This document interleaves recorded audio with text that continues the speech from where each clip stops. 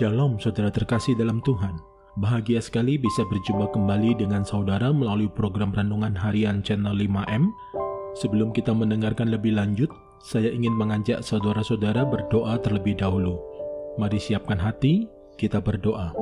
Bapa kami yang di surga, dikuduskanlah namamu, datanglah kerajaanmu, jadilah kehendakmu, di bumi seperti di surga. Berikanlah kami pada hari ini makanan kami yang secukupnya, dan ampunilah kami akan kesalahan kami, seperti kami juga mengampuni orang yang bersalah kepada kami.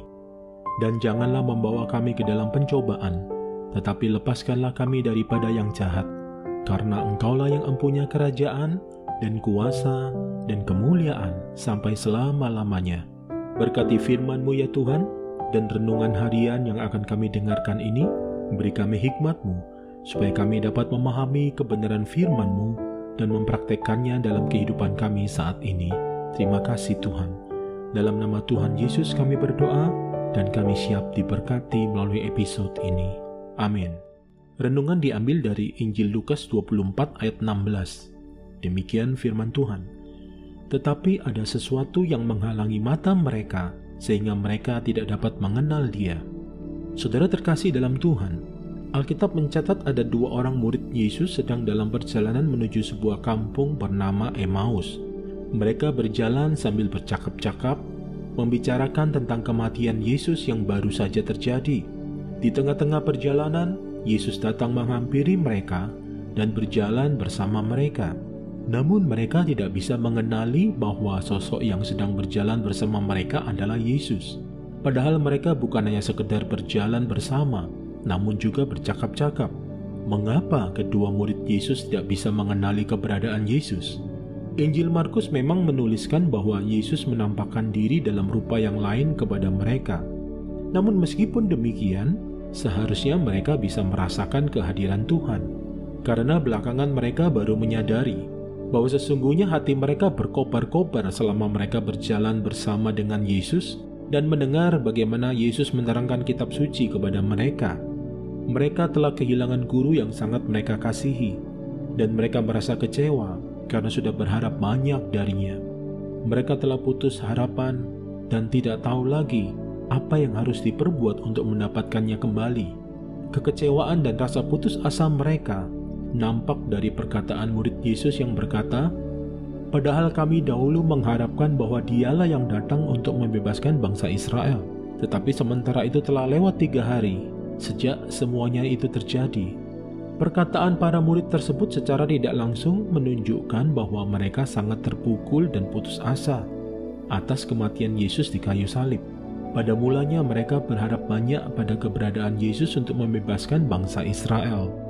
Mereka telah melihat sepak terjang Yesus yang luar biasa di dalam melayani banyak orang, yang sakit disembuhkan, yang lemah dikuatkan, yang terikat dengan kuasa kegelapan dibebaskan, bahkan yang mati pun dibangkitkan.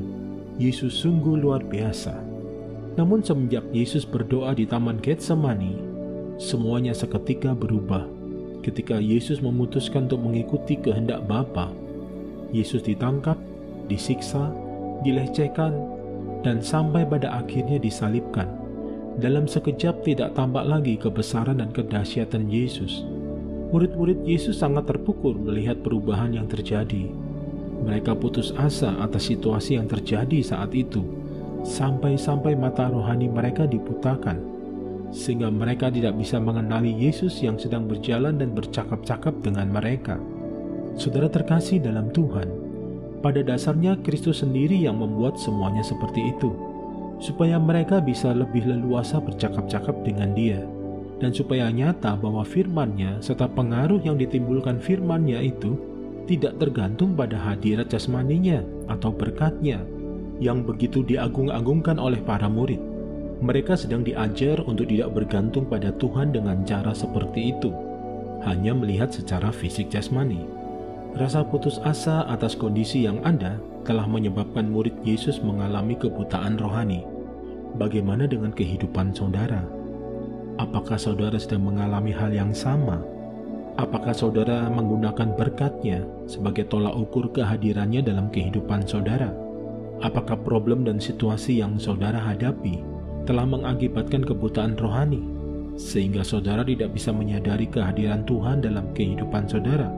Melalui episode ini, Tuhan mengingatkan kita, jangan biarkan berkat-Nya, problem, dan situasi di sekeliling kita menjadi tolak ukur kehadiran Tuhan dalam kehidupan kita, supaya kita tidak mengalami buta rohani. Mari siapkan hati, kita berdoa. Bapa di surga, kami mengucap syukur buat kasih-Mu yang sungguh luar biasa, yang tidak pernah berhenti untuk mendidik dan mengajar kami, supaya kami tetap dapat merasakan kehadiran-Mu dalam kehidupan yang sedang kami jalani saat ini. Beri kepekaan lebih lagi ya Tuhan, supaya kami dapat merasakan kehadiran Tuhan dalam hidup kami, dalam hati kami, dan bukan hanya melalui berkat-berkat jasmani semata. Terima kasih Tuhan. Saat ini hamba berdoa, kalau ada di antara mereka yang sedang mengikuti episode ini dalam kondisi buta rohani karena situasi dan kondisi yang sedang mereka hadapi, pulihkan mereka ya Tuhan. Pulihkan mereka, jamah hidup mereka, supaya mereka kembali dapat merasakan kehadiran Tuhan di dalam hati dan kehidupan mereka. Dalam nama Tuhan Yesus kami berdoa dan kami percaya. Amin. Mari saudara-saudara terkasih dalam Tuhan, siapkan hati saudara untuk terima berkat dari Tuhan. Sempurnakan episode renungan harian ini melalui berkat-Mu ya Tuhan.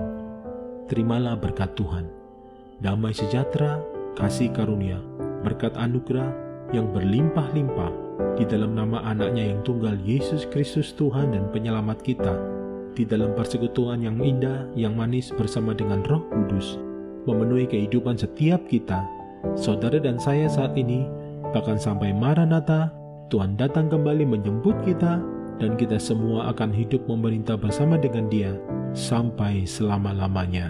Amin. Saudara terkasih dalam Tuhan, terima kasih untuk support dan kebersamaannya melalui channel ini. Sampai jumpa di episode berikutnya. Tetap jaga kesehatan saudara dan senantiasa aman dalam perlindungan Tuhan. Tuhan Yesus memberkati.